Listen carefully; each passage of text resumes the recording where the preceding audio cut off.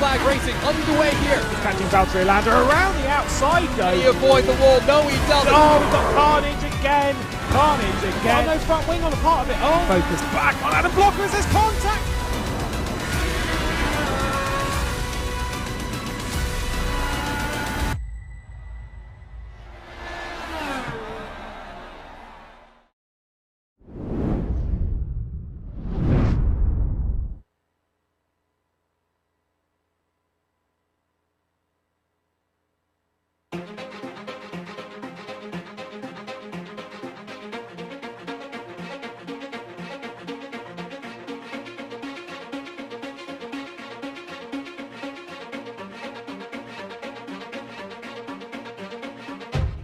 The month of May comes to an end here today on the iRacing service, and just the day after history was made as Elio Castro-Neves became one of a select club of four-time winners at the Brickyard, we will settle our Season 2 championship here in the iRacing IndyCar Open Series. Hello and welcome back to RaceSpotTV and continued coverage here live on a Monday, right when the week switches over, for a brand new race week here in the iRacing and the iRacing service. Delighted you can join us here. My name is Arjuna Kenkapati, alongside for the final time this season, Lorenzo Bondo, with live timing powered by our friends at timing71.org, and you can follow along by heading over to racespot.wtf /Indy.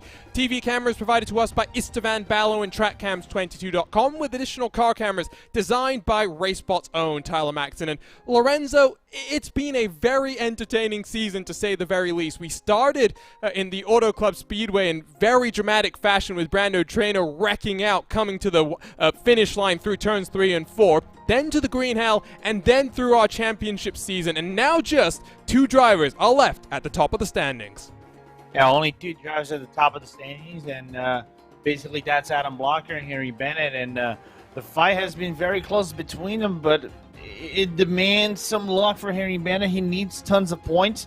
So depending on this round, because the SOF, we can talk about this later, is not the biggest one we've seen this season so far, I think Blocker might have this one in the bag. And like you said, points in these races are determined by the strength of fields and the relative competition in this race. Talk about these championship standings and talk about the championship picture as well. You can see Blocker leads Bennett.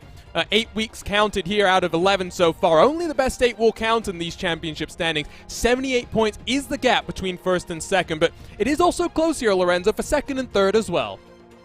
Yeah, very close between second and third, but I think the fight that we really want to see is right around the top 6, or not the top 6, but P6 around to P10, because there are some cars on track that they are so close.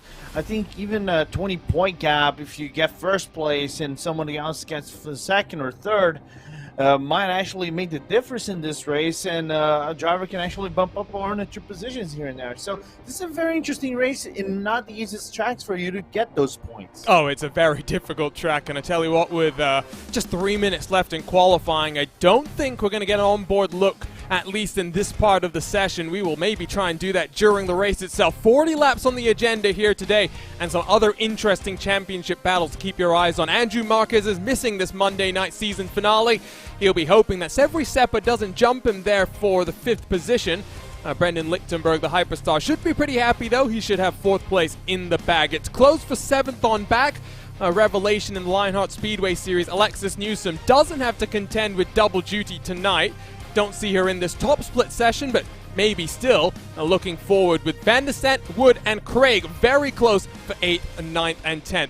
With 2 minutes left in qualifying, Lorenzo, I want to take the time to talk about the next season here on the Monday night in this iRacing IndyCar Open Championship. Here is the confirmed schedule. The community has their own vote that they put together. We're going to start at Road America, coinciding with the NTT IndyCar Series, heading to Elkhart Lake, and then working our way through what is another very interesting 12-week season.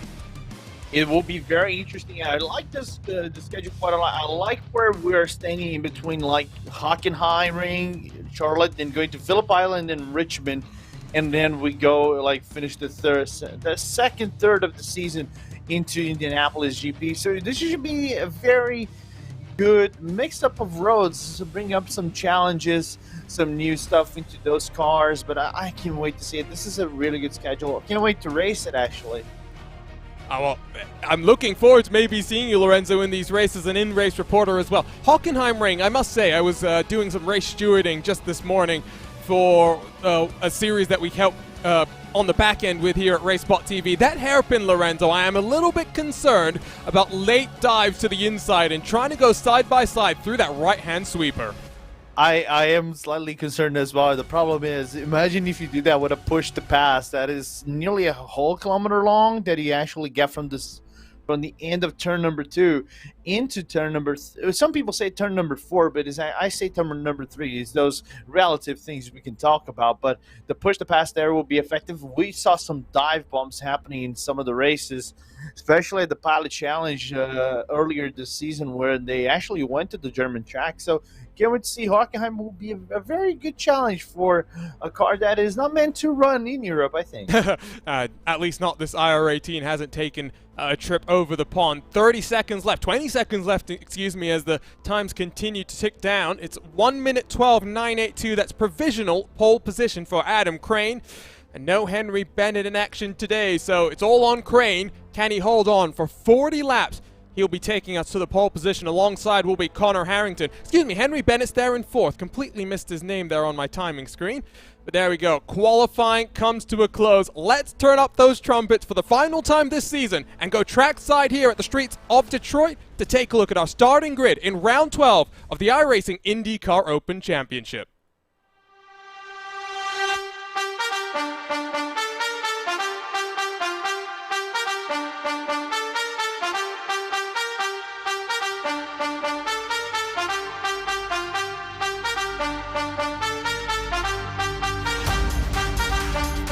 On pole position is VRS Satellite Racing driver Adam Crane, the only driver breaking into the 1-minute 12s. He'll have private label Team Hype driver Connor Harrington to his outside. It's a Powerslide Motorsports row number 2.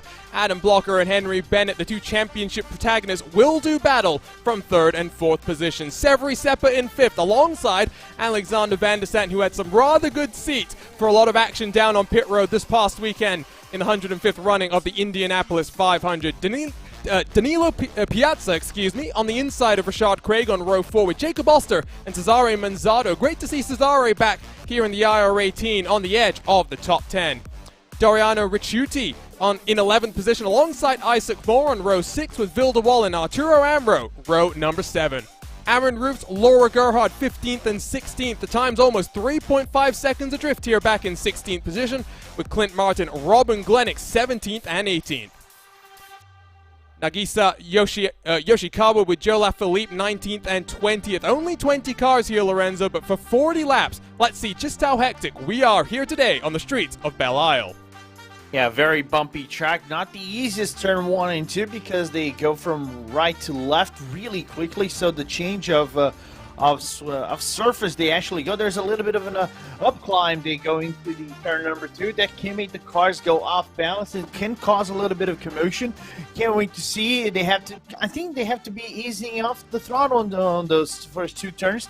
Then they're basically self into turn number 3, and then I think the proper race starts. So 40-lap race here. Fuel window between 22 laps if you're someone normal, 24 if your name is Adam Blocker. Quick prediction here, Lorenzo. Where do you think is going to be our action point and the one place we see moves happening here today in round 12 of this championship? Final turn heading into turn number 1 is a good passing spot. They go into 3rd and maybe 4th gear, launching themselves into there, and obviously is kind of off the back stretch heading into turn number 6, which is usually the main passing point. So here we go. Pace car down on the safety of pit road. Adam Crane checks the field up. 20 cars ready to rock and roll here in the Motor City.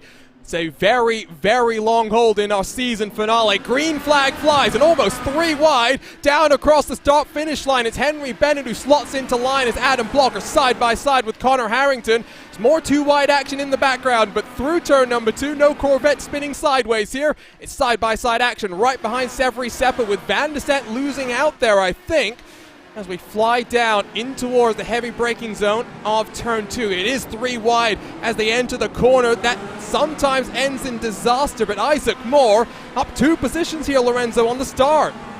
Yeah, really good aggression from Isaac Moore, and now we can also see Cesare getting pressure by Vilda Wall in lap number 1, so not the best start for the number 5 car from North Sim Racing, but so far really clean start. I'm actually surprised. On board with Vilda Wall and down this back straightaway, Manzato's already used 2 of his 10 push to passes. Of course, in the real world, they get a per second allotment of the button. They're allowed to use it in up to 20-second bursts. Here on the iRacing service, just 10 pushes of the button. Do need to maybe use it a bit more differently than you would in various other situations. Out through the hairpin, we're on board with Wallen, but through the final corner, gap already up to 0.9 of a second for the race leader Adam Crane as he scampers away from Connor Harrington, Adam Blocker, and Henry Bennett, the top 4.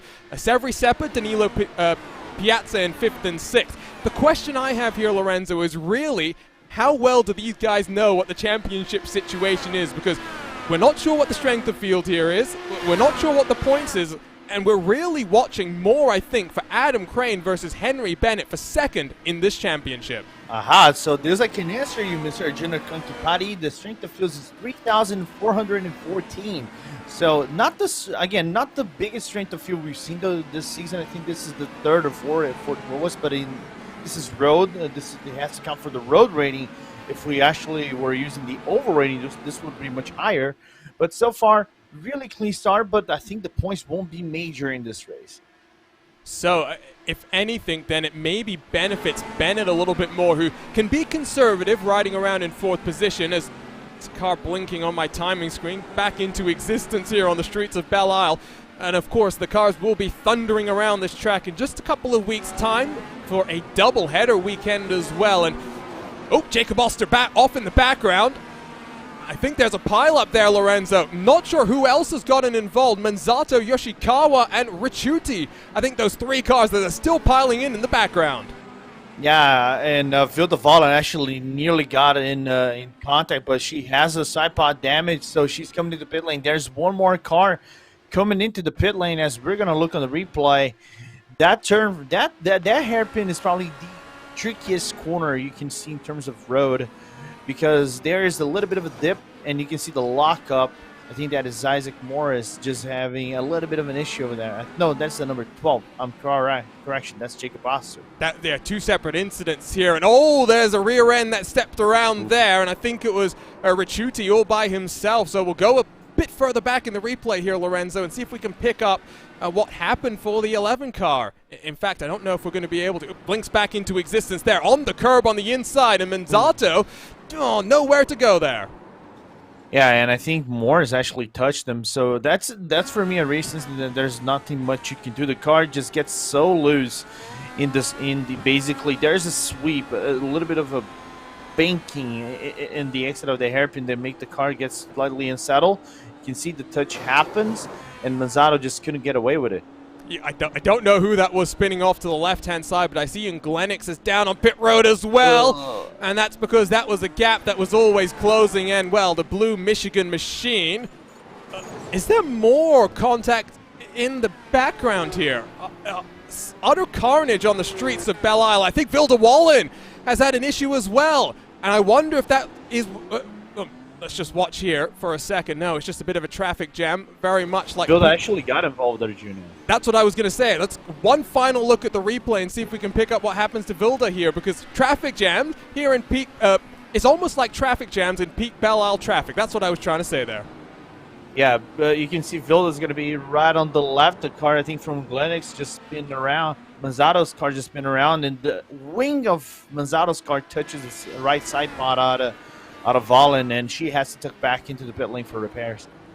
Looks like Clinton Martin uses his first push to pass down in 11th as the timing tower illuminates. Great little update we have here on our RaceSpotTV graphics. So much hard work being put in by Nick Thyssen and Simon Grossman, Kevin Niotola, the entire team at ATVO, and I'm delighted to show you the latest edition that we've got. Finally, the track map makes a return.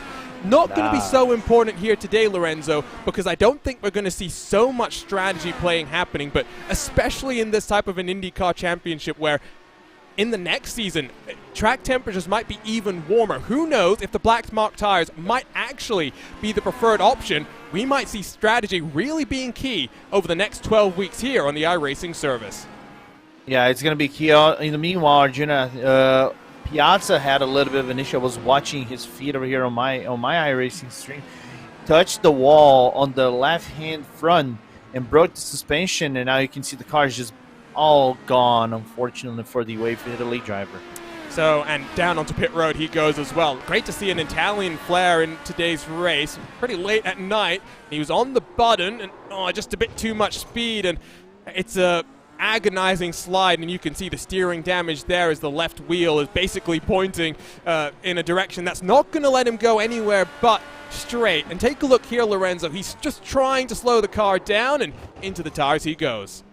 And to the tire he goes. Nothing he can do over there. Two cars check up. I think one is Rashad Craig and Alexander Vanderson not far behind.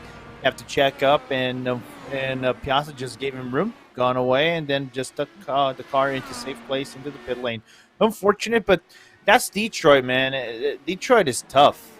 It is really tough, and I must say, I think Connor Harrington was the one saying, just finish this race in all 40 laps, and you'll probably be in the top 10 out of our 20 starters, down to just 15 cars out there and circulating, if I'm reading this correctly. 15 cars on the lead lap, with 17 out there and circulating, because Isaac Morris and Cesare Manzato still are out there on track, pounding away the laps. They are 1 lap down. We were on board with Connor Harrington down this back straightaway. The gap between first and second is only 1.1 seconds here, Lorenzo. Interestingly, Adam Blocker, who I guess we should briefly just touch on this, he's been very busy this month of May, working trackside with his in his role at Ilmor Engineering. He was the engine engineer, which always sounds weird when I say it out loud, for Simone Di Silvestro. Of course, great to see her qualify into the 500. I'm sure Adam probably lost a few years from his life expectancy there and grew a bit older just in the tension of making it in as that 33rd and final car. But then the race itself,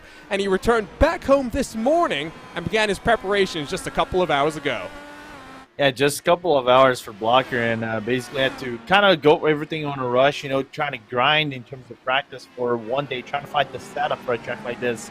It's not the easiest thing to do, but Blocker actually managed to pull it through. And I think the good thing for Blocker now is that he doesn't have to be concerned with Indy because he has a bigger commitment down later this weekend. Oh, yeah, that's what I was going to say as well when you're talking about setups, Lorenzo, for the ISO WC round number 2, which is going to the Sunshine State this coming Saturday, live from the Sebring International Raceway. Sebring is used in the real world for cars to test what a street course feels like, as the gap between first and second, by the way, is very, very close. Watch out for Harrington, as Crane is really being pushed here in that battle with Bennett for second in the championship. Going back to the point, Sebring used for testing in the real world, and I think it's going to be a very interesting race, Lorenzo. Not sure what the track temperatures will be, and for someone like Adam Blocker, who had a bit of an issue in the closing stages of that first round and lost out on a top 6 finishing position, he'll be looking at this coming weekend to really kickstart his charge on the road to 7K. And Sebring is one of those tracks that I really loved. I think it fits any car whatsoever, right, Arjuna? Because you can drive, you can have so much fun in that track. Excuse me. So it's going to be an interesting race. I think strategy will be key as we're looking in a battle for P9 between Clint Martin and Antonio Amro. And I think issues for, is that Joe LaFilippe who got a submission? Yeah, that was Joe LaFilippe. I think Clint Martin saying, talking about the attrition rate, just let me get to the end and don't pressure me too much, and hey, you can go ahead and have that top 10 position. Left-hand side, by the way, you can see the push-to-passes used by the various drivers, so not really anyone being too aggressive just yet. I think we've now termed that the Al Vaz strategy here on RaceSpotTV on a Monday night, but no Vaz in action. He'll be in action on Saturday. Lap traffic for the race leaders here, Lorenzo, gap down to just 0.8 of a second. And not big of a gap, still comfortable once for a little bit for Adam Crane, but in the worst places possible. You can think that final turn is a tricky one. There's a little bit of a deal of like a lack of elevation or lack of track surface that can make the car a little bit slidey whenever you go into power again. So Crane has to be very cautious, especially with the aero wash, as the car from Ricciuti just fades out and go back in. Gonna keep to the right-hand side as we ride on board with the cockpit of Harrington, a little deep under the brake, but that's what we saw. I think it was Piazza getting caught out with earlier on. Harrington a little bit more comfortable with that car sliding underneath him, and that's the bumps, Lorenzo. I mean, you apply your braking force and you get over a bump that just unsettles the car. It's about feeling the balance underneath you and adapting in the perfect way possible. Yeah, in the suspension, imagine the suspension work that the car needs to do, right, and the ride height adjustments that you need to get in to make sure the car is level, and they graze so closely to the wall that sometimes I do feel that actually going to touch that and damage the side pod. The one thing that you notice here, Lorenzo, is maybe we can get the onboard look for a lap with Adam Crane, your race leader right now, looking very comfortable, I must say as well. The thing that you'll notice as we come across the start-finish line is just how he doesn't try and use the curves, but he's trying to maximize the track width. Here you'll see to the white line, but not over the curves. And the same here through 2, where, of course, there's that vicious bump as you come over the crest of the jump, effectively, where that Corvette pace car snapped out from the driver a couple of years ago. Braking at the 300 down in towards this turn 2. Once more, not clipping that curb on the inside, setting up for this second right-hand 90-degree corner, but thinking all about this corner and the one after it.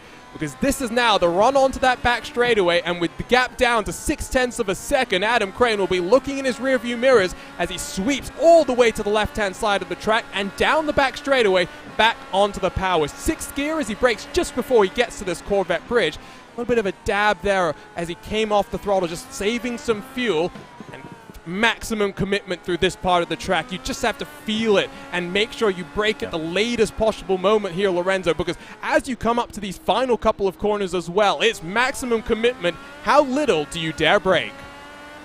You have to basically be so light on the foot to go braking. If you tap it, especially with the surface, you can actually lock up the car very easily. And so there's a little bit of a lifting, coasting of sorts going to those turns, but it's not major. And one of the things about this track, if you're in a GT car, then you can actually clip the curves a little bit. You can actually abuse them.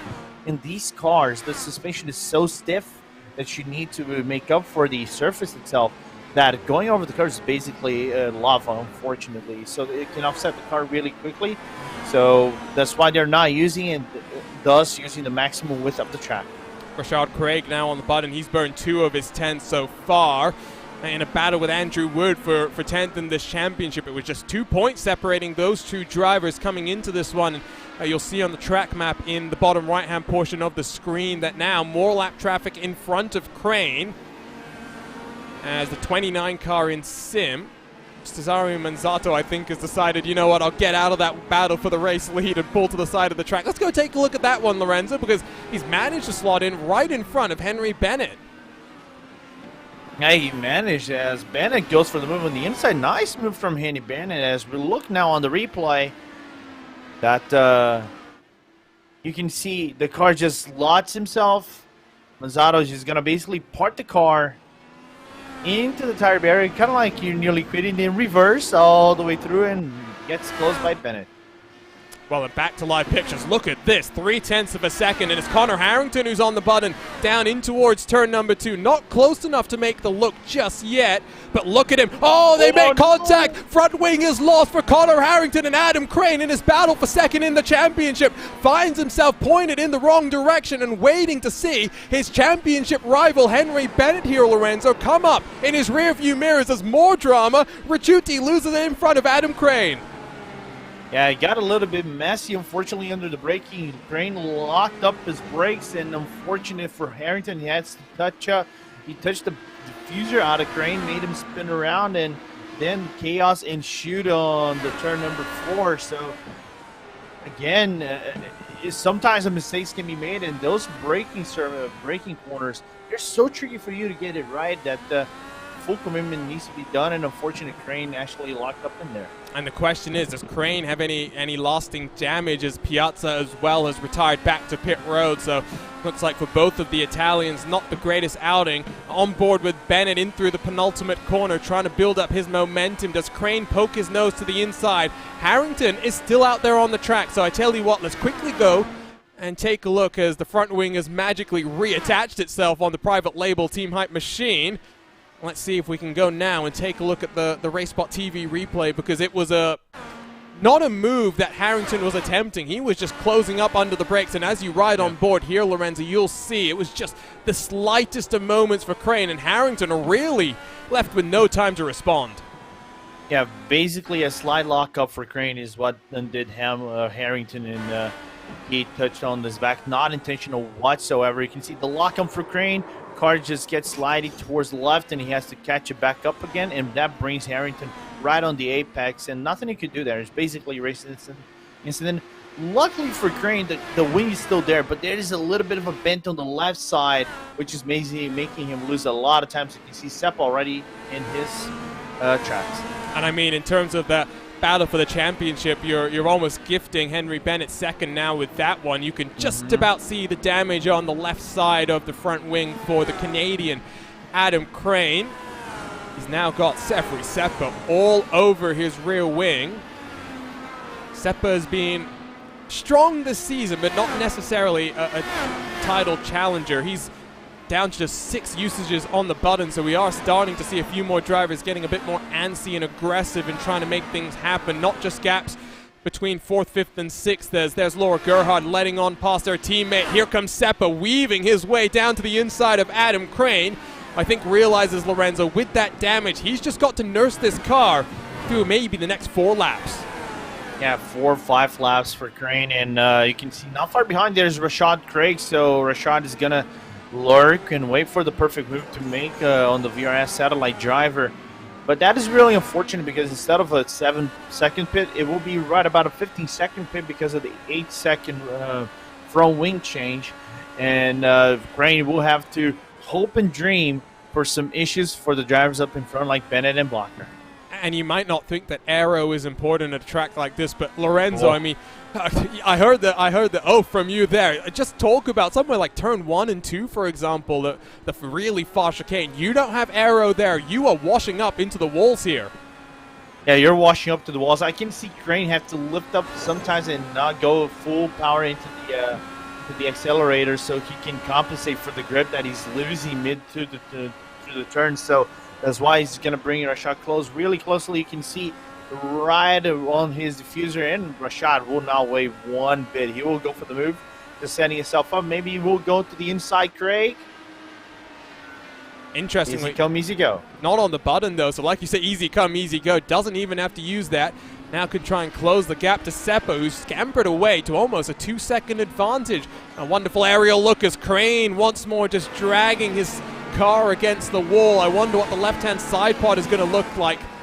Still relatively clear, but if he had a double-header weekend here, Lorenzo, you know, a race on Saturday, then a race on Sunday, his pit crew is going to be working through the dead of night to try and get that car back into racing condition. Yeah, and try to get the paint back into condition as well. So the painters will be kind of busy on that car. But unfortunate for Crane is that if he's trying to look to getting within top 10, I think once again, top 10 might be safe depending on strategy. The problem is that he's losing in comparison to Harrington nearly 3 seconds per lap because that car is doing 117 lows, and Harrington is also doing 114 lows. So the difference of that wing is making a huge difference. Let's see the lap time this time around because he did let through some cars. It's still a 17, but I don't necessarily think it's as bad as an entire 3.5 seconds as now Craig on the button, like I said, trying to close the gap to Seppa, already 1.2 separating 4th and 5th. Arturo Amro and Aaron Roofs are close as well. Talking of misfortune for Adam Crane. Arturo Amro knows all about that, Lorenzo, thinking back to the Atlanta Motor Speedway race, but closing in on Aaron Roofs. And interestingly to me, in fact, let's focus out front. Connor Harrington, fastest car on the track, not just the last time around, but over the course of the race as well. His fastest lap time, a 1:14.076. The gap to Blocker is a full 1.5 seconds. Yeah, looking really comfortable, the private label team hype driver. So I can't wait to see what Harrison does in the next few laps because the car, it doesn't look like there is a drop off on the tires. Those red bands looking really comfortable for Harrington, and the track conditions are also quite okay for these cars in terms of tires. So even though it is kind of hot, we're for about 40 Celsius degrees on the track, it is a good temperature to maintain. As now you see on the screen, 28 on ambient, 40 on the track. There is some gusts of winds that is pointing, just trying to load to the south, so it won't affect way too much the car, but it can affect if you're looking for some drag into those cars specifically. You might have to result on the push to pass. Phil DeWallen is on the button, I think, just trying to stay on the lead lap and not being caught by the leaders through that very tricky infield section. Gap now 1.2, so Blocker increases the pace the last time around, goes faster than he's done before, a personal best of a 1:14.220. Gap closed by 0.4 of a second, and I wonder, Lorenzo, if with his limited preparation, Blocker has been working himself into the race, and now as we enter the pit stop window, maybe, just maybe, he'll set those afterburners to maximum attack. Yeah, but we've seen, I think, Blocker's strategy with the push to pass has been pretty much consistent this season, right, Arjuna? Yeah, 1, maybe 2 push to pass here and there, and then save basically the whole rest of the thing for the final 5, 6, 7 laps of the race. He even does that in Lionheart. So can't wait to. I think Blocker will do the same strategy over here because for him, mechanical grip and aerodynamical grip is working for him.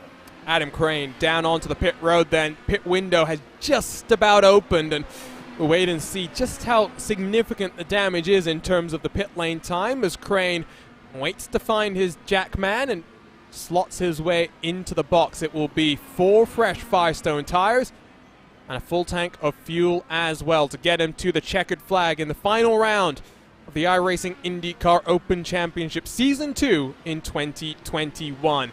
Lorenzo said it was going to be a slightly longer pit stop there, Lorenzo. Only 13 seconds. I say only because Adam Crane is just about staying on the lead lap as well. Yeah, stayed on the lead lap. Harrington is just about with the last turn, so he's nearly a full lap behind, but being on the lead lap, that's a major victory for him. I think there would be 2 seconds extra of pit lane repairs, but not whatsoever. 13 is a really good number, to be very honest. He'll be thrilled with that, and you can see now gap was below 1 second for a moment between Harrington and Blocker. These two will be back in action this coming Wednesday from the Worldwide Technology Raceway. The Lionheart IndyCar Series heads back to the short tracks as more lap traffic to contend with. And you know what I haven't really mentioned, but is a pretty considerable factor here, Lorenzo, is the fact that if Blocker finishes in second, the championship is his. I mean, even if he doesn't finish in second with the relatively low strength of field, we're unsure as to what the championship situation really is. But for Blocker, he knows that he can't afford to try and get on past Harrington. These two do like to fight it out wheel to wheel.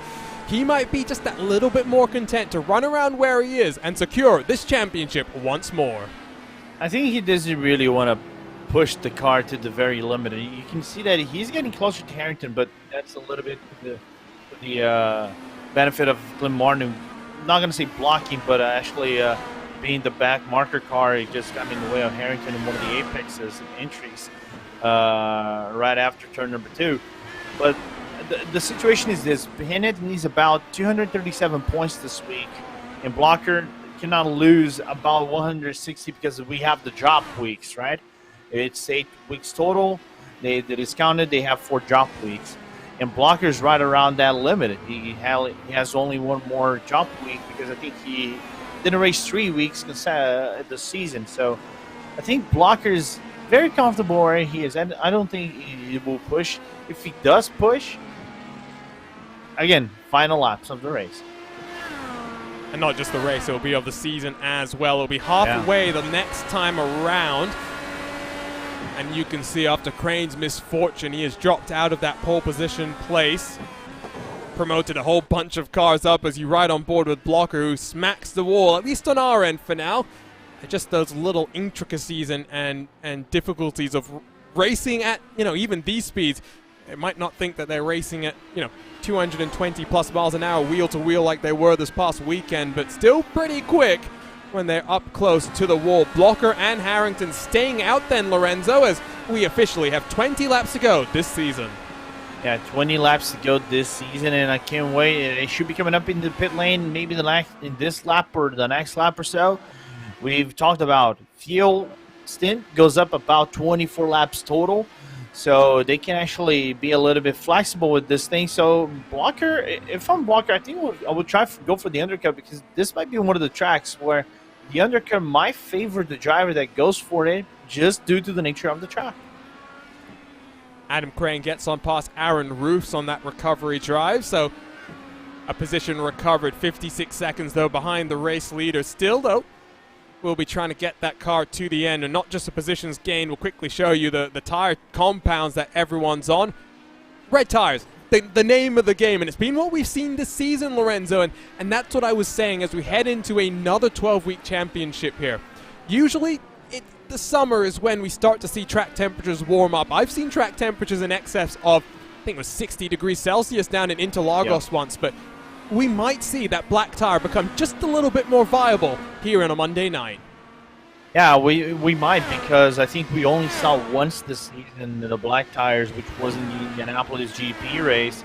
And for some drivers it did work, but it was so late in the race that they were catching up that depending on how you treat the red bands, you can actually gain an edge on some of the other drivers. But I can't wait to see. I think some of these tires, especially for some of the tricky tracks like we're seeing, and we're back with the battle for, I'm going to say that's 10th position between Jacob Oster and Nagisa Yoshikawa. The black band can become something of a real factor this next season. I can't wait to see it. Race leaders still out there on the track.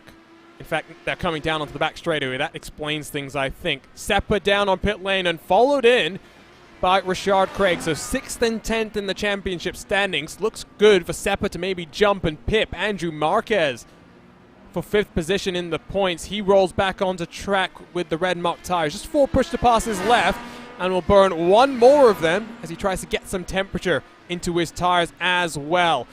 Craig rolls out in 6th, and there's Adam Crane in his rearview mirror, so never say never. Adam Crane might still be looking at a top 5 finish here. Connor Harrington is down onto pit road, but what did I say at the start of the race here, Lorenzo? If you're Adam Blocker, you might be able to do 24 laps here today. Yeah, I think Adam Blocker has been taking classes with Joshua Chin, or the guys from Team Chimera, but gotta say, I'm interested to look into this overcut strategy from Blocker. I don't know if it will pay off for him. We saw that in Indianapolis it doesn't work, but of course, one thing is oval racing, other thing is road racing, and with a track like this with so many surface changes, it might work. Well, and the thing is, cold tires can be deadly at Detroit sometimes, so let's see how Harrington deals with that. Blocker uses that button for the very first time today as he comes down into the braking zone on the back straightaway. It is close here between 1st and 2nd, and we'll wait and see. Lap 23, does Blocker come in this time around? Treno took this championship away from him 12 weeks ago, and it's looking like Blocker is on course to once more stand atop of the pile here on a Monday night in the iRacing IndyCar Open Championship. Through the final corner and not swerving to the right-hand side, Lorenzo. He's out there for 1 more lap. So 24. That looks like the benefits of having that teammate data sometimes just work out here in the commentary box. Yeah, and we say that with him making the fastest lap of the race. You're right, it was a 1:14.034, so he's gone faster than Harrington's 0.76. But the crucial thing, Lorenzo, is Harrington, who's on the button this time around, down across the straightaway once more, is 26 seconds, give or take, behind Adam Blocker. The pit lane time in total for Connor Harrington here, not including, the time to get down to and up to off of pit road speed, was 28 seconds. Yeah, and that pit entry is not, even though it's an easy pit entry, for you to get into the pit entry, there is some braking that you need to do, and I've seen some occasions of drivers making mistakes. Not like Stefan Wilson like mistakes, but and sorry, Stefan, I know he is one of the RaceSpot. He's a very big friend of RaceSpot, but it's very possible for you to actually miss the braking zone and actually make a mistake and hit the tire and hit the wall in the entry as Blocker comes into the pit lane. Here he comes, and he locks up for good measure, but there should be no drama there in terms of a penalty. It's Adam Blocker on pit road for the final time this season. Yoshikawa and Oster, I should say, follow him in as well. And can he have the stop of his life? Arturo Amro has had some sort of an issue out on track as well and should lose a couple of positions. Where is Connor Harrington? On the button is the private label team hype driver. Across the start-finish line he goes as Adam Blocker rolls off his jacks. It's going to be side-by-side out of turn number 2. Who's going to take the position down into turn 3? Tires up to temperature for the car behind, but Blocker defensive. Teammate will help him out there. Almost contact between the two of them, and it's Harrington to the race lead because Adam... No! Oh, Connor Harrington has got it all sorts of wrong, Lorenzo. I cannot believe what I'm watching. Connor just basically overshot the turn, trying to go for a big lunge into it, and just miss it completely, Arjuna. I cannot believe it. Oh, we need to look at this onboard because it's very confusing, and I think this will give you the best view of what Harrington saw on the button immediately. And Jinx to the left, Blocker close. That's a late close if you ask me. I think at that point Harrington was already committed to the inside line there, Lorenzo, and Harrington will be settling for 2nd position here, and one more look I think is warranted at this RaceSpotTV replay. Yeah, look at the lay block. That's basically that was the undoing of Harrington, and he just had to go straight. nearly avoiding the tire barrier. If he hadn't gone into that tire barrier, that would have been race over for Harrington. So Harrington got a mix of getting lucky, not breaking the car or the suspension or even the wing. And Blocker, even though that was I hate those puns. I'm not Charles Draycott as well. It was a little bit of a late block for him, but it paid off at the end. Oh, it's marginal, and Harrington at least, I think, backs out at the right time there. And I'm sure there's going to be some words exchanged, and I think we need one more look at this, if I'm being honest. I'm trying to get that perfect aerial look at this one. I tell you what, let's get this drone cam look and slow it down underneath the Penske Bridge. And Adam Blocker, that super slow-mo makes it seem a little bit less bad, but seconds from disaster there, Lorenzo. And I think for Adam Blocker, I was saying that in the championship fight, he might be a little bit smarter than that. Well, it turns out I don't know my teammate very well at all. Yeah, Arjun, you need to sort out your teammate. Power slide is in shambles, and I'm just kidding.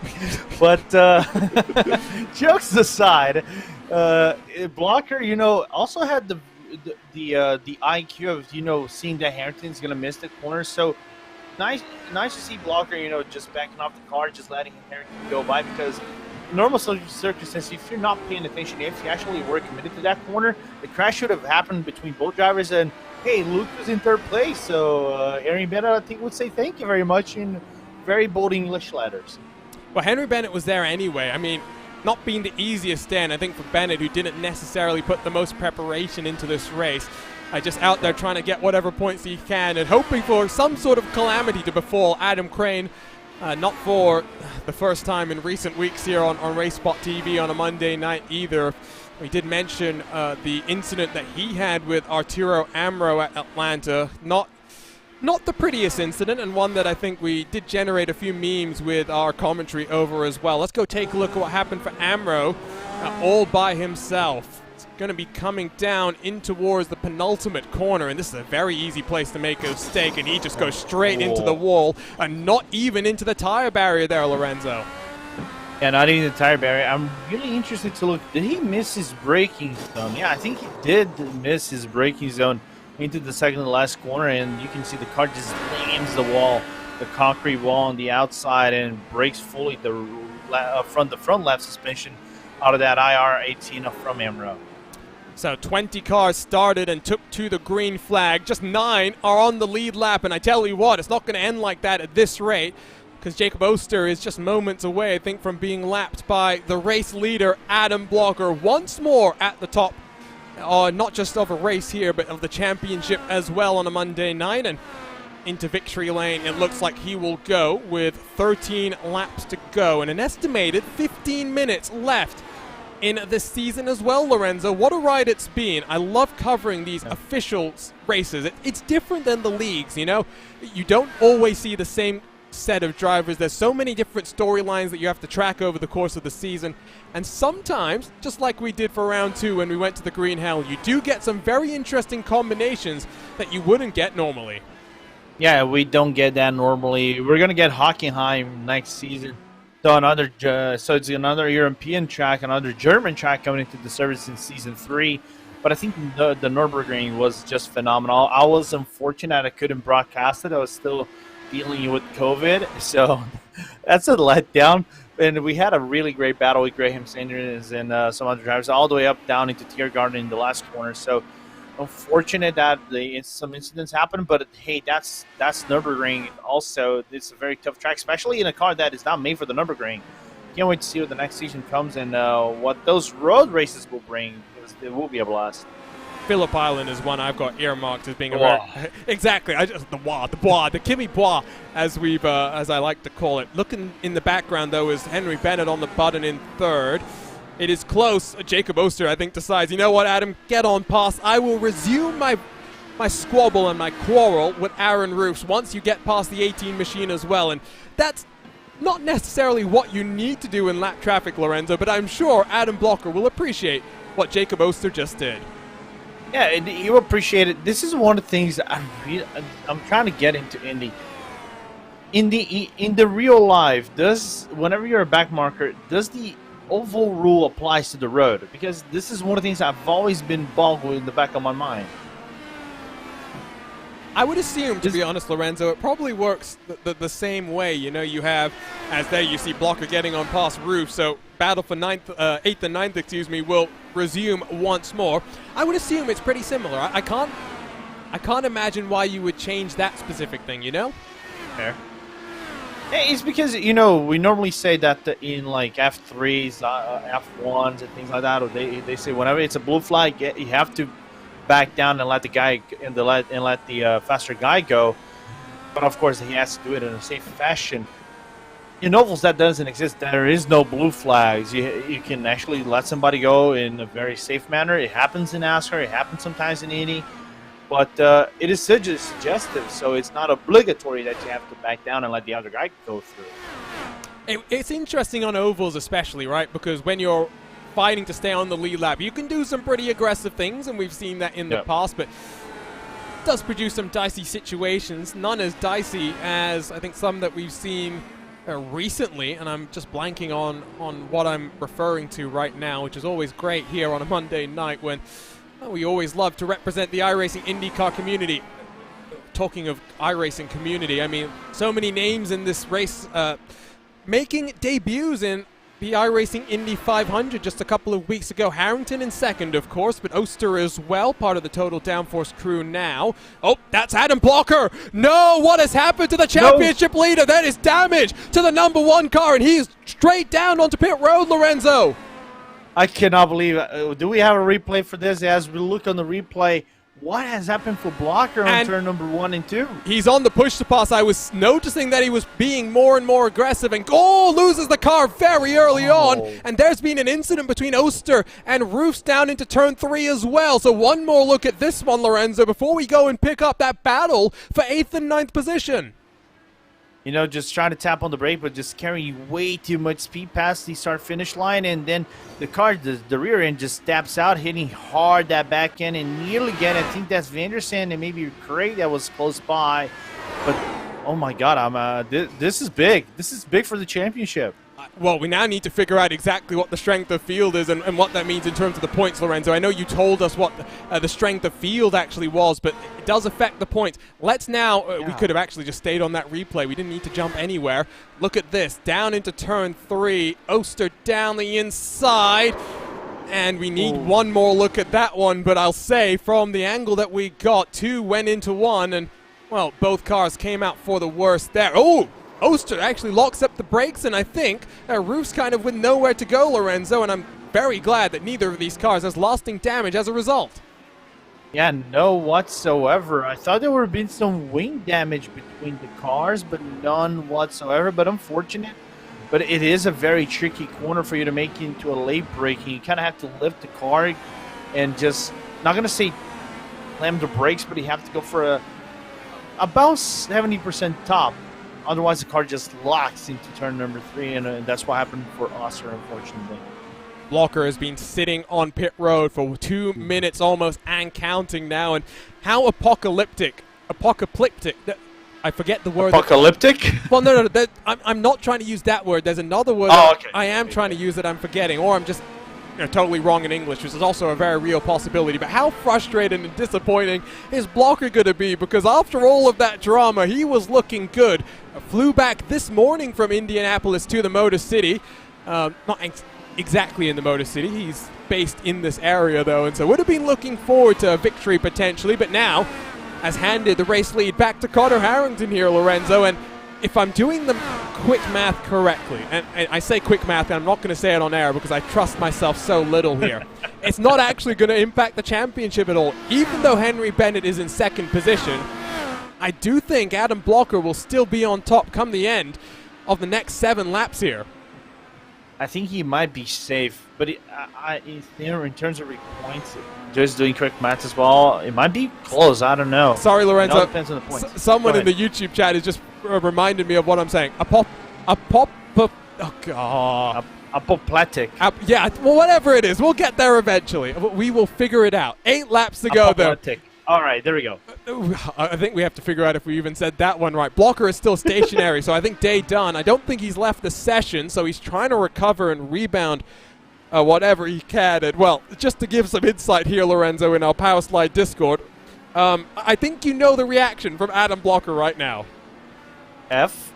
Well, more well, guess where F1's going next time around? I think Charles Leclerc last time he was in Baku. Oh boy. Okay. I can feel the reactions.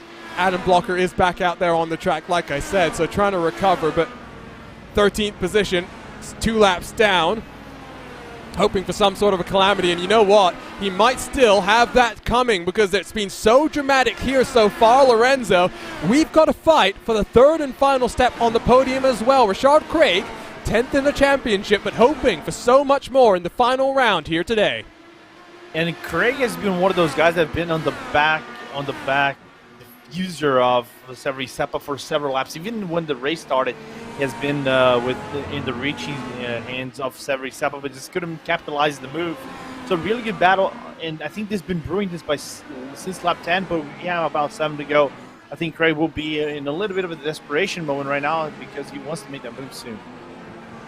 And for Seppa, this is good practice. He's another driver that will be in action this Saturday as Craig on the button, down the straightaway into the heavy braking zone under the bridge. Not close enough this time around, but it will be 6 laps to go at the line.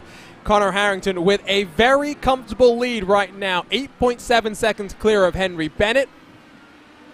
Will take 2nd place in today's race, and, well, assuming he's finishing 2nd in the championship, but it could be close in terms of finishing in 1st. 20 cars to the green flag. About 35 laps ago, Lorenzo, we've had about 4 retirements. That is not too bad here on the streets of Detroit, you know? Yeah, it's not been bad, you know. It's been a really good race despite the attrition, but it's the track that generates that attrition, not even the race itself. Though we had a few moments in the race that kind of had that attrition as we look now into Isaac Morris needing to defend his position into the inside, and will be maybe a clean move. It's Vilda Wallen that's doing the defense. They'll still be side by side through the 2nd part of the corner. Wallen almost squeezed up into the wall, but affords her the inside for the next portion of the corner. She holds on to a top 10 position for now. It is still close as Adam Crane in front of them goes on the button. Isaac Moore joins him as well. Here we come. Great aerial look as he pokes his nose Blocker to the hit inside. again. Oh, that's not great for him, but here we go. It's Morris, works his way into the top 10 with a bold and aggressive move there. The elbow's almost out, I would say, from the 9 car. Yeah, elbow's almost out. You know, it's the final race, the final laps of the season, 6 to go. So why not be aggressive, duke it out for a few laps, and, you know, try to have some fun in this track, which provided us some really good action. And you did notice it. Let's go take a look at what happened to Adam Blocker. It's, through the very tricky infield section. Let's jump on board with the 3-time Lionheart IndyCar champion, and the car just loops around on him. That's just that weight transfer, and he's lucky. No more damage accumulated there. Take a look at this onboard look, Lorenzo. Gives you a better indication of the overall balance, I would say, of the car. Yeah, the car just getting so bouncy on the rear on the entry of the corner, and eventually would step out its rear and make the car spin around as really good race so far as now we're back with the number 3. Oh! That's Clint Martin. That's then being pile driven by Arturo Amro in through the penultimate corner. And, well, the streets of Detroit will catch you out no matter what lap you are on. Let's take a look at this replay if we can. I know that's hard contact there, Lorenzo. That's hard contact, and Amro, I think, just followed suit at this. Couldn't see anything whatsoever, but he missed his braking points as well. Again. So back to the live pictures, and 4 laps to go here. Henry Bennett sits in 2nd position, looking comfortable for now. It's still close between Craig and Seppa. Kind of a weird race, Lorenzo, and symbolic of the season that we've seen as well. Very chaotic, very dramatic, and very much gets me excited for the next season as well. We'll take one more look at that championship schedule once we get into our post-race coverage, but you talked about the Hockenheim. What oval are you excited about? Charlotte's going to be interesting. It's a 1.5 miler that don't necessarily see the Indy cars racing on, but somewhere like Gateway might also be very interesting as well. I like to race at Gateway, and if I have to say from a driver perspective, because I really want to drive. You know, there have been some racing this season. I've done some practice and I've been somewhat competitive. Now I upgraded the wheel, so I feel more comfortable. I really want to race Gateway or in Iowa because I really want to get my revenge at Iowa. I did a race in Iowa, had somewhat of a good pace, just couldn't capitalize it on it. I want to get my revenge back on that track. Small slide from Craig, loses a couple of tenths of a second, opens the door for Adam Crane on the charge from behind. It will be 3 laps to go when Connor Harrington crosses the start-finish line once more. And there he goes, 10 seconds, his advantage over Henry Bennett. And now the battle for third, a 3-way fight from pole position. Adam Crane rebounding here. Lorenzo, it's going to be tough, but you know what? If anyone is going to be able to do it, I do think it will be the driver that took pole position just 37 laps ago. Yeah, I think he can do it. You know, Adam Crane not far behind him. We can really see a really good battle for the podium because Rashad Craig, even though he lost contact, he can get closer. But I think he should be more concerned with defending that position from Crane. And by the way, left side of your screen, someone like Yoshikawa up 12 positions on the day, our biggest mover in a day where, like Connor Harrington was saying earlier, finishing on the lead lap and finish 40 laps, you might just get a top 10 finish. And for Yoshikawa, up into 7th for good measure as well. The first car on the 1 lap down, so very impressive drive there as a number of cars lighting up our tower as they use their push to passes in the closing stages of the race. No dice for Adam Crane, though. It will be 2 laps to go, and Lorenzo, the gap still for 4th is 1.6 seconds. Now, 1.6 seconds in the 7, I think, managed to find a really good stride in the final few laps of this race. These laps have been really consistent because Gray has gone into the 15s and just couldn't close. But Gray now on the push to pass. I was going to say he's in the push to pass, but just on the draft as well, getting closer on every step up. So here we go. It's going to be, I think, a photo finish potentially for third here. Rashad Craig looking very comfortable in the closing stages here on the streets of Belle Isle. What a fun track this is, and what an interesting challenge for drivers to have to do. The double header, Lorenzo, is who's that going slow in front? That's more lap traffic. No, that's Mazzato who had an issue on turn number 3 and he broke something. So Mazzato going slow, and we'll check up Crane as well. So Crane out of the picture now for third. Side by side, that's Oster getting on past, or rather getting the cars on past him, and on the button is Rashad Craig. He's only got 1 more use left. Seppa in front has 2 more, so push to defend here. That might be what we see on the final lap in today's race. They are very close as they come in towards the penultimate couple of corners. Not so close, though, Lorenzo, for your race leader. What a dramatic day, and I'm sure as he takes the white flag here, Connor Harrington is hoping the final lap is a little bit less dramatic than the last 39 have been. Yeah, the private label driver, I think he's going to get some blessings because he was so close. I mean, so close to disaster in that move from Blocker whenever Blocker came out of the pit lane that we thought, oh, okay, Blocker is safe, but unfortunately, that's racing people. Sometimes you go from up all the way down in a blink of an eye. And Harrington, just with a really good drive today, being given that P1, way to go for the number 7 car in the field.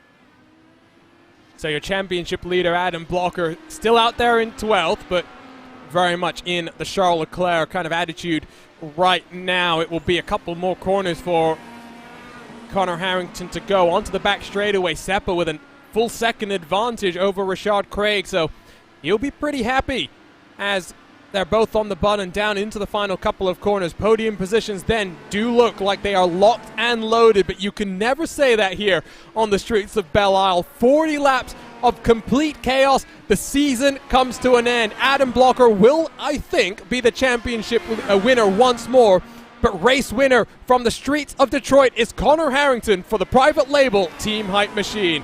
Not the easiest race by any stretch of the imagination. Ran a little bit wide and deep in through turn number 3, but he made it work, and into victory lane goes the number 7 car. It's going to be Bennett across the line in second. Seppa holds on for third. Craig, Crane, Van de Sant, Yoshikawa, Roos, Oster, and Isaac Morris complete the top 10. Interesting way to round off the season then, Lorenzo, and I'm looking forward to doing this all over again in just 2 weeks' time. Yeah, can't wait to look. Can't wait to see 2 weeks, and when we start the newest season 3 of the iRacing IndyCar series. I've loved watching this, covering this. You know, the people from the community has been very receptive. You know, I'm still rookie in these cars. I'm still learning a lot. So I can't wait to see what comes next season. Maybe I'll be driving next season some of these races in the road. Hope my iRating actually helps on that way. But so far, really way to round up the season, and some good battles here and there. And they try to just play it smart, being a very high attrition track. I tell you what, let's go take a look at these race results then for the final time on a Monday night. Harrington in victory lane. 7 seconds is the gap to Henry Bennett, who was trying in the closing stages to put in some rather rapid lap time. Second place for Bennett. Should be second in the championship as well. I will wait to get some post-race interviews and some post-race coverage before we finalize that. Severi Seppa will be delighted to take a third-place finish here. Carry that momentum into the very bumpy Sebring International Raceway for round 2 in the ISO WC 2021 season. Rashad Craig came into this race 10th place in the championship. He might have jumped the likes of Alexander Van der Sant with that 4th place finish. From pole to 5th for Adam Crane, Van der Sant the final car on the leading lap. Yoshikawa, the biggest mover on the day, 12 positions gained in a race filled with attrition. Roofs, Oster, and Morris the top 10, with Wallen the final car 1 lap down. Adam Blocker with a mistake that he can blame only himself on recovers to 12th with his Powerslide Motorsports teammate Laura Gerhard in 13th position. Cesario Manzato 14th with Clint Martin in 15th, Arturo Amaro 16th, Joe Lafilippe, Danilo Piazza, Doriano Ricciuti, and Robin Glennox rounding out our 20-car field. So it does look as though we are just waiting to get our post-race interviews underway and trying to also get the point situation sorted out here, Lorenzo. But let's quickly, while we wait for the likes of Harrington, Bennett, and maybe Blocker to wander their way up here into the RaceSpotTV commentary booth once more, let's take a look at the schedule for the upcoming 12-week season in 2021 for the iRacing Open Series. Starting at Road America, what a classic IndyCar track that's going to be. The likes of Mid-Ohio, Hockenheim Ring, those are some really interesting road courses. But then you've got the likes of Michigan, Iowa, and you round it off at the tricky triangle Pocono for what should be an equally exciting championship showdown. Yeah, it should be very exciting. Can't wait to see some of these tracks. The combination has been great. The community has put us some really tricky and tough tracks, but all of them very pleasant to drive, and the car has been just great lately. Can't wait to see with the season 3 and also the changes that will come to the IR18 in the next week. If there are any of the changes coming next week for iRacing, but the season so far has been great, Arjun. Can't wait to see. It was a pleasure to cover this. Well, and the good thing is, right, Lorenzo, month of May has come to a close. The drivers won't be so excited, agitated about any sort of changes to these cars as well, because it could have been a rather interesting week if you had those midweek changes during the qualifying grind and history-making month that was the month of May here on the iRacing service. Yeah, we've seen those changes coming up, like, for example, for Sebring 12, tires coming in, and they have to change the tires, change the setup of the cars. None whatsoever for the Indy. I've been talking with some of the drivers from i5G. They said that the car has been, in terms of out-of-package, the best or the closest to real life they've seen so far, and the setup has been so great.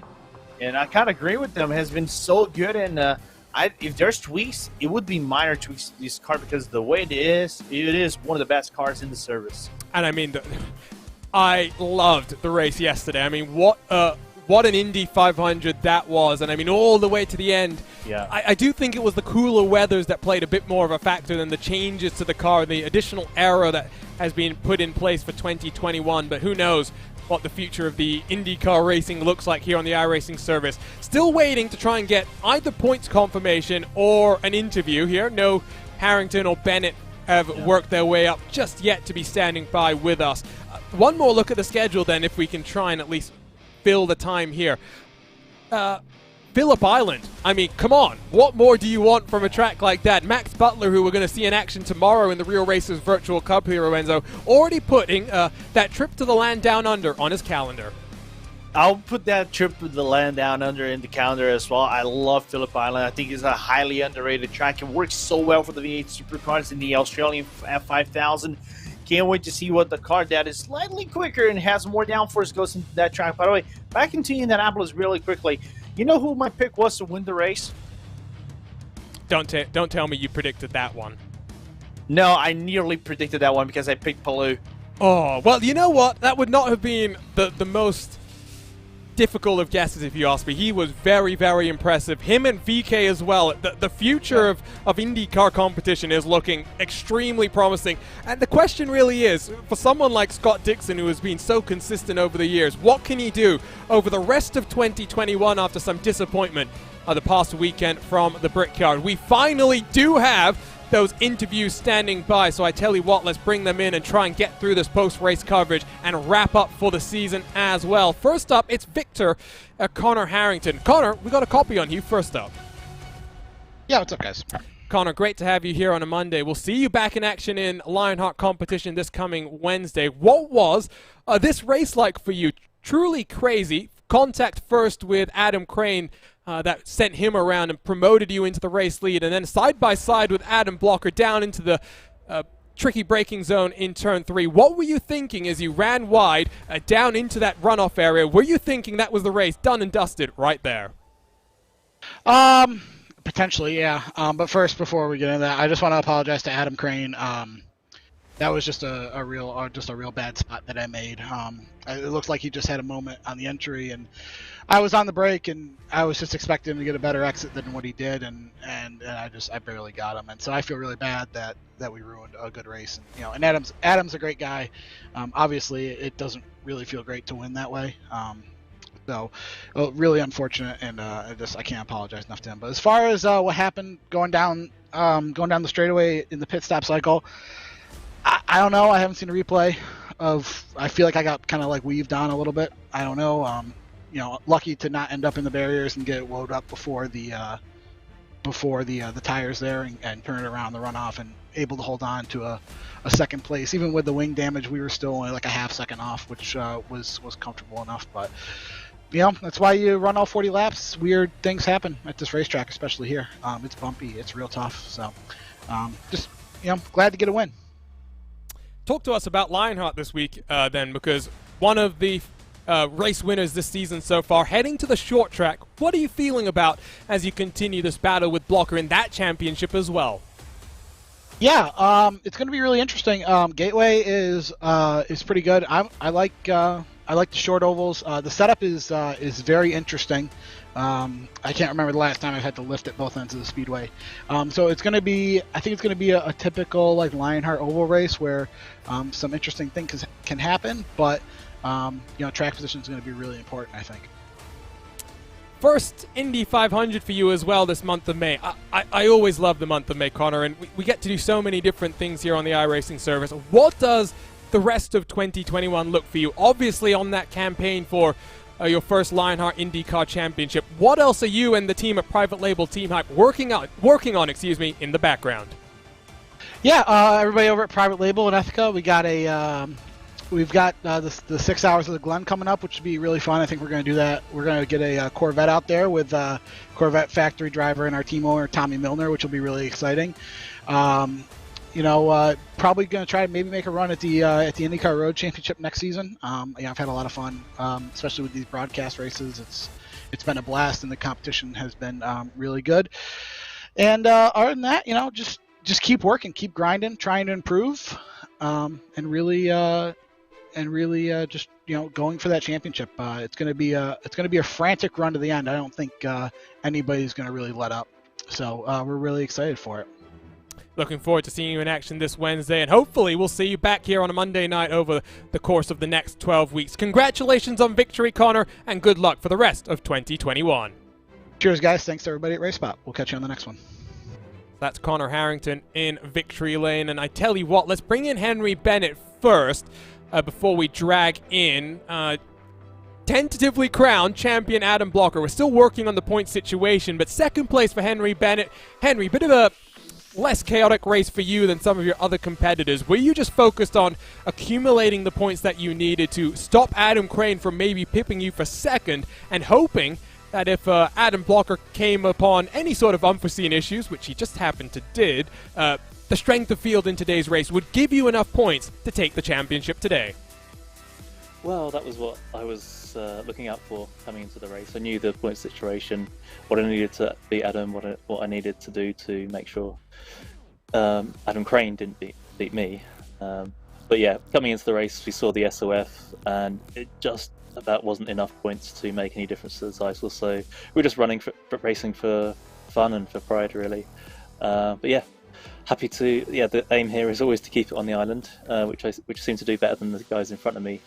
But yeah, Connor managed to keep his front wing, so he managed to keep his gap ahead of me, and I wasn't willing to push because of I heard what happened to Adam Blocker.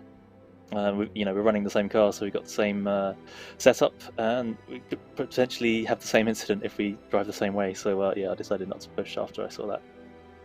This weekend is the second round of the ISOWC, Henry. Heading to Sebring, which is used as a test facility, of course, for some of the street tracks in IndyCar. What can you guys take forward from today into that round and your preparations for the second round of a 6-race championship? There's a lot of similar properties to Detroit and Sebring. Obviously, Sebring's a little more high speed. But yeah, as far as the track surface is concerned, we can take a lot of our suspension setup over to Sebring and get up to speed a lot quicker after running here. And it's a busy week for you. I mean, always busy in the IndyCar, Henry. You've got a Lionheart competition on Wednesday as well, and it's been going quite well, leading the Rookie Championship in the, I think it's top 3 in the standings as well, when I was just prepping for that broadcast earlier today. What's that being like for you? Just the amount of different competitions you're trying to balance, all in the same car, I guess, at the same time. I mean, I may even say it's grueling at times, but that might be pushing it a bit far. But yeah, it's definitely fun to race against so much varied competition in all these different leagues. And running the car, same car, but the setup's completely different come each fixed series compared to open. So yeah, it's definitely a challenge, as well as managing my time. But yeah, that's why I love the fixed series. They take a lot less preparation. Thanks for joining us, Henry. Not enough, I guess, here, but hopefully we'll see you back next season to try and fight with your teammate once more for this championship. Thanks, Arjuna. Thanks, Lorenzo. And yeah, cheers for broadcasting. Henry Bennett, second in today's action, second in the championship as well. One more interview to get to, and it is once more the king on a Monday night here in the iRacing IndyCar Open Championship. Adam Blocker, who is wrapping up a crazy month of May. Adam, let's start with that, in fact. How was that being trackside for your first Indy 500 with fans in attendance? It looked absolutely incredible as history was made this past weekend. Yeah, I mean, it's pretty cool. The 500 is always, like it's probably the best sporting event in the world, so it's pretty cool. Yeah, I wish the results would have been better for both Simona and Chevy. I think we had the pace in both cases to do better, but yeah, yeah, it was definitely still a fun, cool experience, and lots of things to talk about from it for sure. Well, let's talk about the action here and what we saw then. I mean, it was an interesting race, and I'm sure from your point of view, I was saying earlier, you kind of had the Charles Leclerc reaction at Baku to your incident through turn number 1. What happened there? It just looked like pushing a little bit. We saw you using the push passes as well, just trying to go as fast as you can. Yeah, I mean, to be honest, I kind of lost focus when I was ahead of Connor, and I was trying for fast lap, and I got it, and then I just missed my braking point into turn 1, as simple as that. So yeah, it was just pretty simple. But the race before that was pretty good. I think Connor was driving pretty aggressive because he basically punted at him, and then I managed to overcut him by 2 laps and come out of the pits in front. And then, yeah, I mean, I had to weave to go around a lap car, and I wasn't really reacting to him. I didn't really mean to make it a block, but then he just throws it down the inside and completely blows the corner. So, I mean, I don't know. Just kind of interesting that he was that aggressive, but yeah. Well, what does the next season look for you, Adam? Because obviously the month of May is the biggest time commitment for you, spending so much time at the Brickyard, for back-to-back weeks with all the trackside activity there. Season 3 is coming up, and we're going to see you in action once more, or do you think it's going to be once more a bit more of a stop-and-start campaign for you? I think it'll be similar, where I'll make most of the rounds, but maybe miss a couple. But should be enough to be able to contend for the title. So that's the plan, to try to get number 10. So wait, is this number 9? I lost track and I was trying not to call it incorrectly. Is this 9 and then Henry Bennett has 8? So in total, just amongst the two of you, not including any other drivers that have won for Powerslide, we're already looking at, what, 17 different championships so far? No, I have 9 and Henry has 5, I think. Yeah. Okay, yeah. I got you two mixed up, I guess, then. So that's still a lot of championships. We'll see you back in action in a couple of weeks' time, Adam Blocker. Looking forward to seeing you this weekend as well in round 2 of the ISOWC. Yep, looking forward to it. Thanks. So Adam Blocker, once more champion in the iRacing IndyCar Open Series. And, well, I guess, Lorenzo, that means it's time for us to say goodbye, and not just for today, but for the season as well. What a joy it's been. An anonymous donor coming forward to fund this entire season of broadcast, and it continues next season thanks to the generosity of the entire iRacing IndyCar community. Yeah, it's been really good. I've been saying I've been getting back into this car, been loving it, and the community has been very supportive, of giving me tips and giving me directions, and the broadcasting. Can't wait to see what season 3 has in store. Maybe I'll be in some of these road races in race reporting, I don't know, but I'm hyped for this car, what the season brought to us. And again, congratulations to Adam Blocker, Henry Bennett, Adam Crane, everybody for dueling it out. And last season 3 coming 2 weeks. It's just 2 weeks away, and the great news is I won't exactly. Yeah, 2 weeks. I won't say exactly who's going to be joining me in the commentary booth, but we'll still have a global affair. It will be myself still up here on a Monday night, but I'll be joined by a fellow Brazilian and compatriot of Lorenzo Bonda. That's going to be exciting, and I cannot wait to get underway. It's time then to say goodbye here on a Monday night, at least for the time being. What a ride it's been, and it's Adam Blocker once more a champion in the iRacing IndyCar Open Series. 9 titles to his name, including all 4 in 2020. What a roller coaster ride it's been for Blocker, and it will continue through the second half of 2021. Lots more action to come here in RaceSpotTV, as we've mentioned over the last couple of minutes. Lionheart competition on Wednesday, the ISOWC on Saturday. So IndyCar, we've got you covered here on RaceSpot. So follow us for all your sim racing action and hit that red button to subscribe and get notified every single time we go live with a great sim racing series that we get to cover. TV cameras, as always, provided to us by Istvan Ballo and TrackCams22.com, with live timing powered by our friends at timing71.org and their world-class suite of data analysis tools. What a ride for 12 weeks. We have 1 week off and a new iRacing build to come. We'll do it all over again, though, starting in 2 weeks' time here live on RaceSpotTV. We'll be back, and we cannot wait to start it once more from Elkhart Lake, Wisconsin. My name is Arjuna Kankipati. I've been joined by the wonderful Lorenzo Bonda for today's action. So long and goodbye. Enjoy the rest of the iRacing.com week as we say goodbye to the virtual iRacing month of May.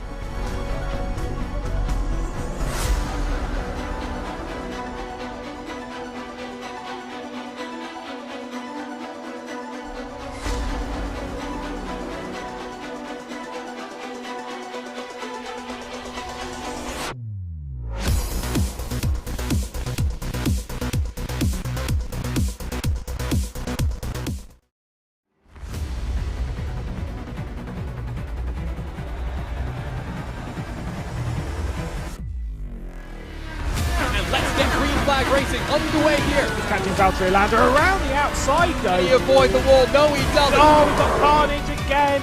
Carnage again. Oh, no front wing on the part of it. Oh, focused back on Adam Blocker as there's contact.